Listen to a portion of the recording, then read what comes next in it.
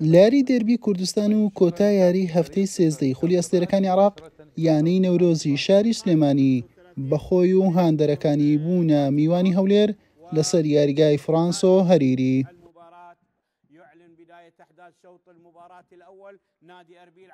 یەکەم لێدان بە ئاڕاستەی گۆڵ مارادۆنەی تازە گەڕاوە بوو بۆ نەورۆز، تۆپەکەی بەستەر ستون چووە دەرەوە.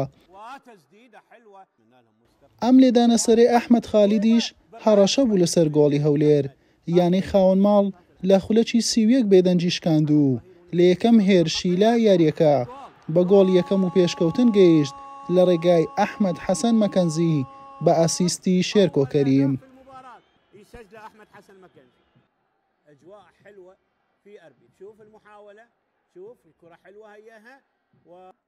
سوورپۆشەکانی سلێمانی باڵا دەستر بوون، بە دوای گۆڵ یەکسانیوە وێڵ بوون لەگەڵەوەی چەند دەرفەتێکیان بۆ ڕەخسا، بەڵام بە گۆڵ نەگەیشتن لە نیوە یەکەم.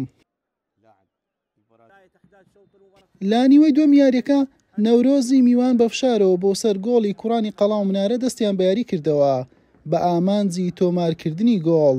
نەورۆز لە هێرشەکان مەترسیدار دەردەکەوت لە خولەکی 56 لە بەرزکردنەوەیەکی محەممەد سامی یاریزانی بەرازیلی کلاودیۆ ئۆلیڤێرا مارادۆنا بەسەر ئەنجامەکەی بۆ نەورۆز یەکسان کردەوە.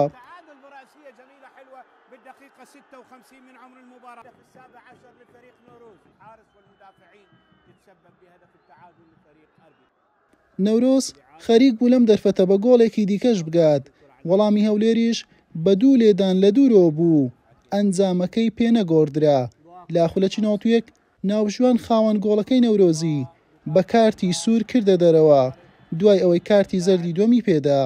یاریەکە تا فیکەی کۆتایی ناوژوان بەم ئەنجامە مایەوە و بە یەکسانی بە کۆتایی هات.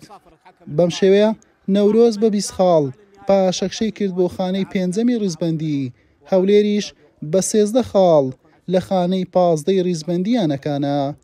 حوسێن محەممەد، کەناڵی پێام، هەولێر.